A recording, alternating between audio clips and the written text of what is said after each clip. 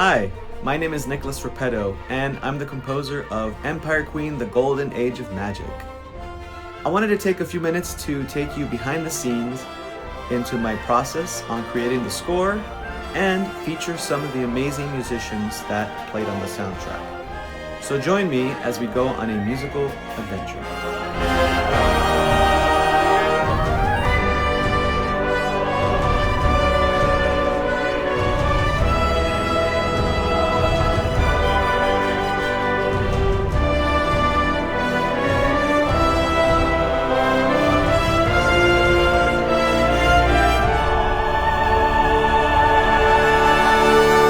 Empire Queen is a large-scale high fantasy film with a lot of characters and a lot of locations and magic and dragons. So I wanted to kind of keep everything organized, so I created a few themes. And what mayhem has this noble-looking young ruffian been up to? Every day? I live with her. Of course you do. All right, there you go. Come on now. One must always be careful. We have themes for Ara Winter, our main character who wields magic and is learning it, and she's on her quest to find the Sovereign Wand. Ara's theme is actually a twofold theme, where one is very lively and quick to describe when things are quirky or kind of comedic. It has a very lilting kind of sense. Ara, that's not funny. Yes, it is. Has a lot of solo woodwinds in there. Well, I suppose it is a little funny. I could barely butter a biscuit with this. All right, you've had your fun. Put it back. Perhaps it's a bit too tiny.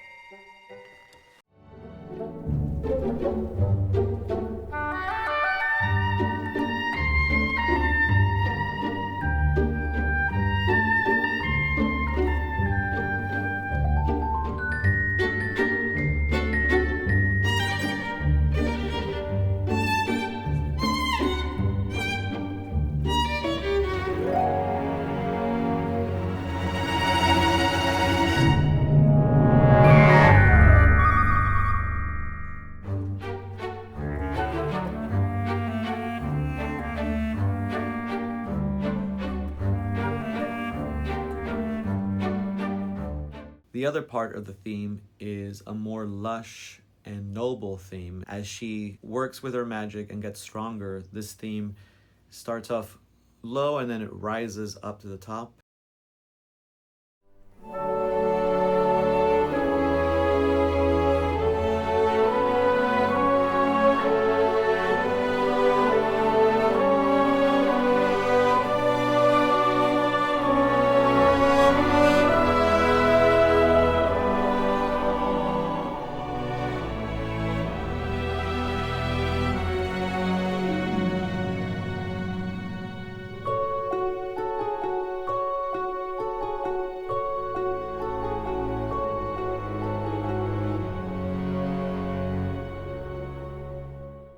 And then we have a theme for Jade Cross, who is the enforcer of the lands.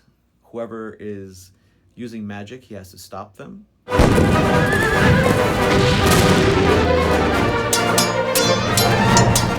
That's me. I'm Commander Jade Cross. And that chap is Montgomery Sterling, Captain of the Queen's Fleet. Together with the Royal Enforcer, we risk our lives to quell rogue magic and rebel uprisings. And we also have a theme for Captain Montgomery Sterling, who is a world traveler and is very swashbuckling in nature. As Quinley and I rode back, the gravity of my encounter with the maiden sunk in. I wanted to share this information with my best mate, Captain Montgomery Sterling. But the Queen has ordered him to the Devil's Islands to try to find the lost Elder Map before her sisters. But knowing Sterling, he's probably lounging on a tropical beach right now, drinking spiced rum from a coconut, surrounded by a bevy of beautiful island girls.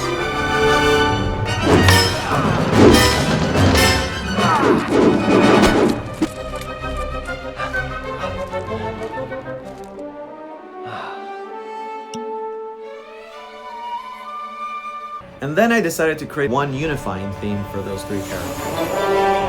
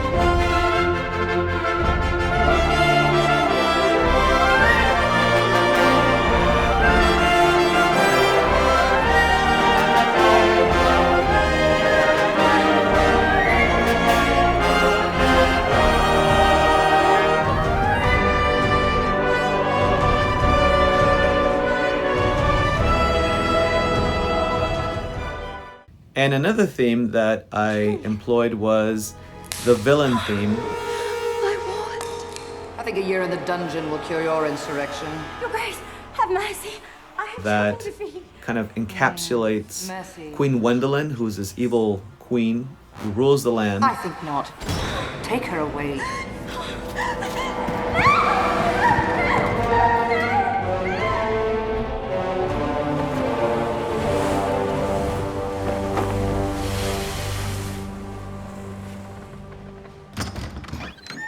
Along with the Queen's enforcer, Lord Voss, who is this evil spirit kind of thing behind a mask. So he had a very ominous and creepy theme, along the same vein as Queen Gwendolen's. 3 royal enforcers. I summon Diamantes from the netherworld. And each of you shall serve as the guardians of my daughters. Let my lineage reign forevermore! That is how Lord Thraxus, Lord Kassan, and Lord Voss became immortal and known thereafter as the Legion of Diamantes. The film had to undergo a lot of changes and edits as well, so a lot of stuff had to be conformed. Luckily, I brought amazing arrangers that helped me out. Christopher Byram Harris. When Nick asked me to join his team for this film and describe the premise, I was immediately sold. I know I speak for a lot of film composers when I say that it's our dream to work on a film score where we get to explore the idiom of the golden age of film music. I've had the pleasure of working with Nick on a number of his films, and this one stands out as one of the best because Nick went all out, over the top with his themes, and getting to work with such lush and epic music is just so much fun, especially when it all came together with the world-class brass players in LA and Budapest scoring. One of my favorite scenes I got to work on was the storm sequence with Captain Sterling.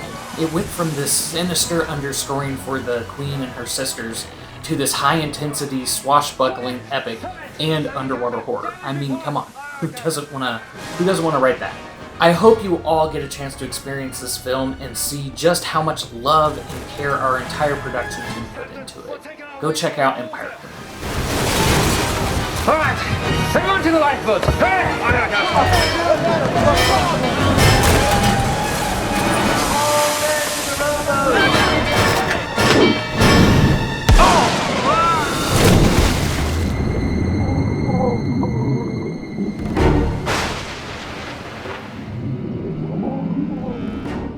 And I brought in a newcomer, Tristan Jacob Hoff, who helped with a few cues as well, and he was fantastic.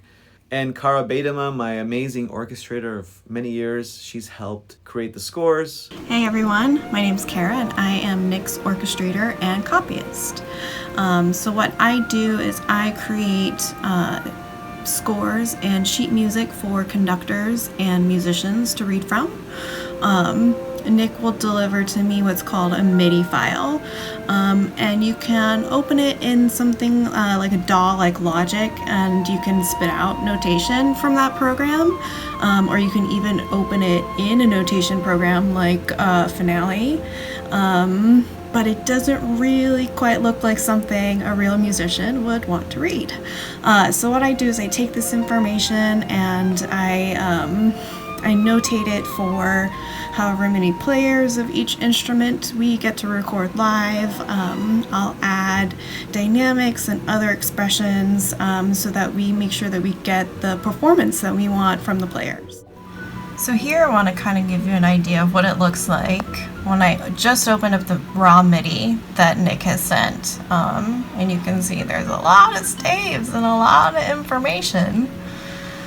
And then if I kind of get a little bit closer here, you can see, oh yeah, like that looks pretty clean. That looks like notation, notes that people would want to read, and then we scroll down.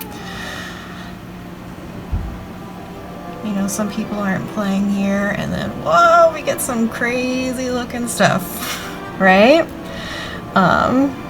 And sometimes what we do when we're programming stuff in a DAW, right, to make it sound good, sometimes we don't necessarily have notes lined up on a grid.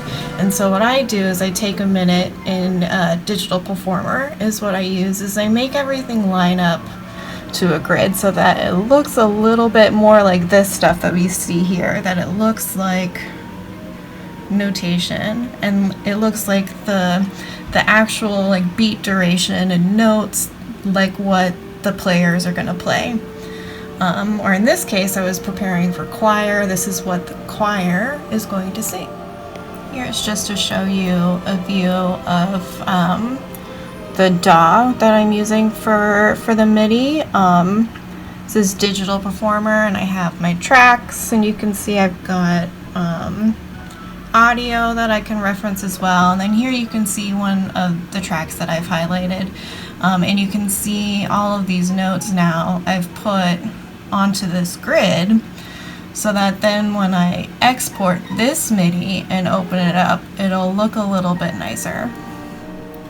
Now here you can see the glorious final product that we have. So I took that MIDI and I decided who was going to get each note, SATB there, and then added dynamics so they knew how to sing it, made sure they had the information that they needed, like tempo and of course the right time signature changes so that it lines up with everything. And this is what it looks like in Finale.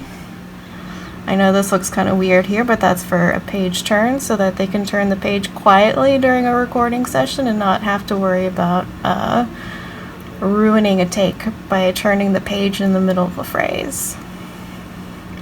So this is 1M1, this is the opening credits of the film, and this is some of the choir that you will be able to hear in the film.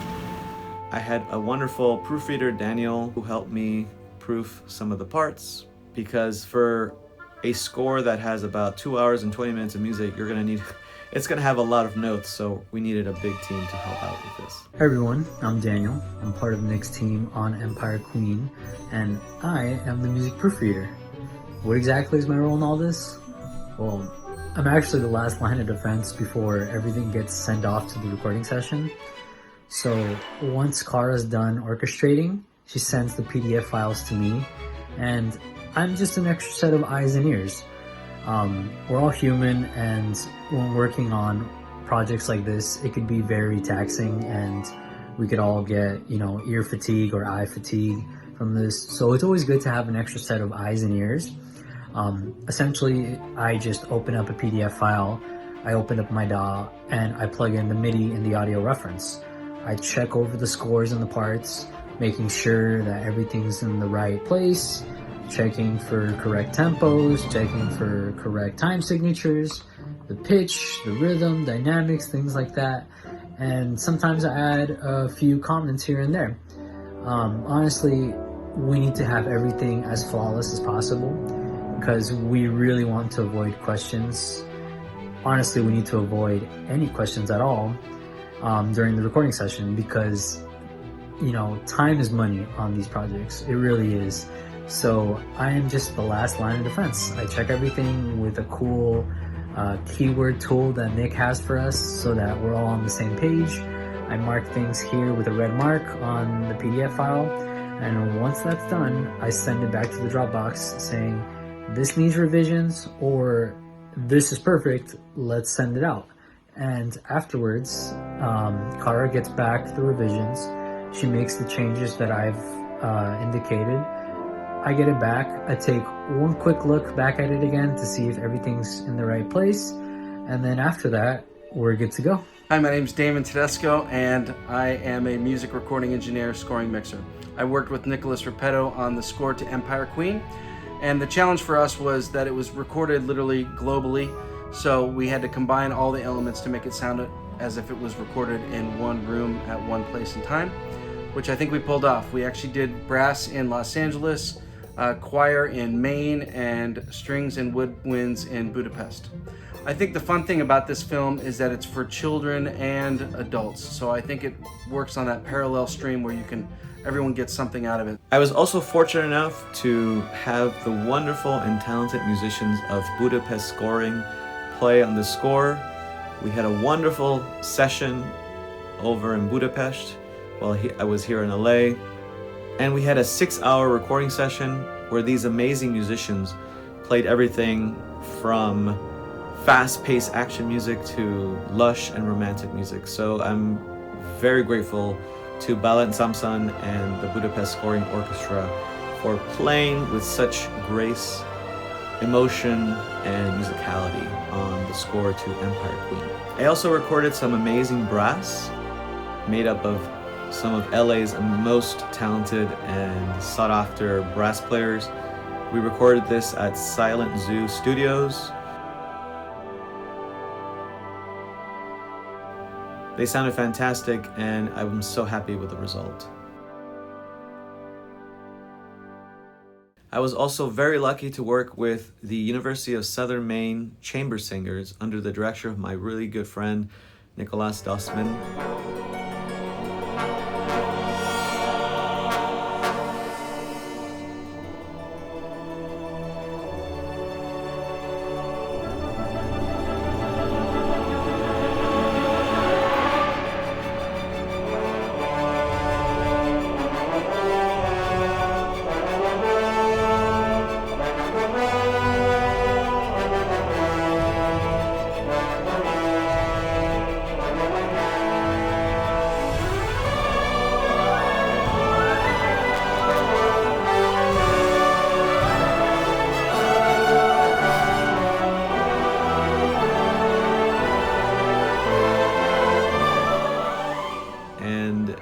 I was able to fly out to Maine and record them at the Maine Irish Heritage Center.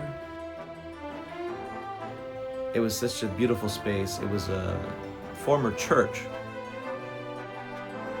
so the acoustics were wonderful.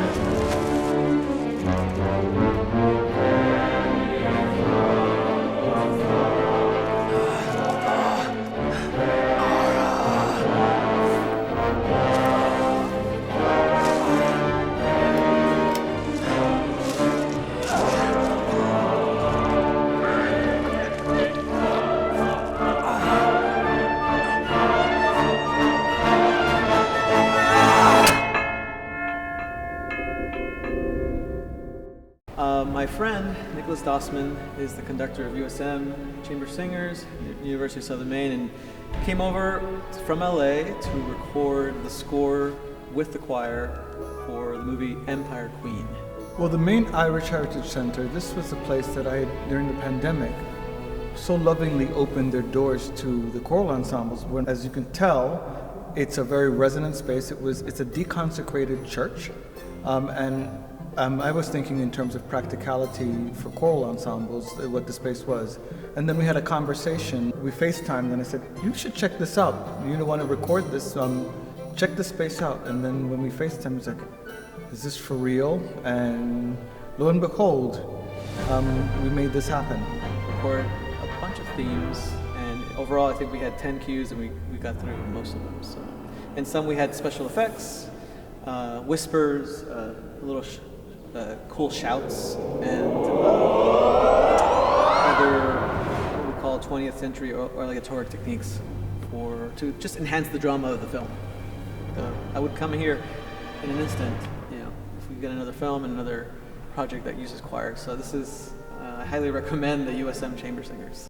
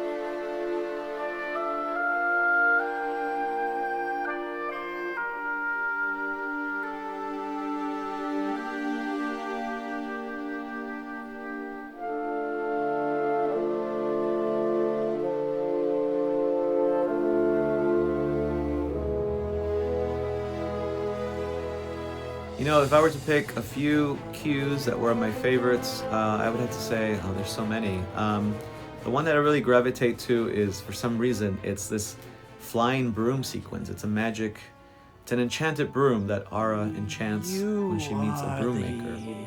Sorceress that they whisper about in the village. The girl from the ancient prophecy. And for some reason, it brought me back to my childhood when I saw, things like in Willow, you would see these little magical things happen. And my loyalty to your noble cause. How may I assist in your quest? So she enchants this broom and it starts flying around like this. And for some reason, I just had a flurry of ideas where I wanted the string section and the woodwind section to kind of like do these amazing kind of like fast runs. Let there be magic for everyone, and may their dreams take flight!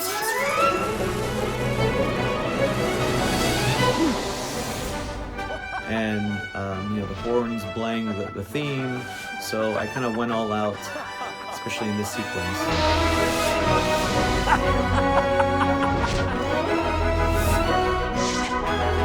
Dreams do fly! And from that moment on, Mr. Bromley would help our quest, secretly making flying brooms and spreading hope throughout the land. For some reason, I'm a sucker for like flying brooms and gimmicks like that, but I enjoyed it and we all had a great time. We're off to a great start and on to our next cave. Thanks so much for joining me on this behind-the-scenes journey on creating the score for Empire Queen. You can watch the film on Prime Video, and you can stream the soundtrack on Apple Music, Spotify, or your favorite music digital streaming service. Thank you again, and let there be magic for everyone!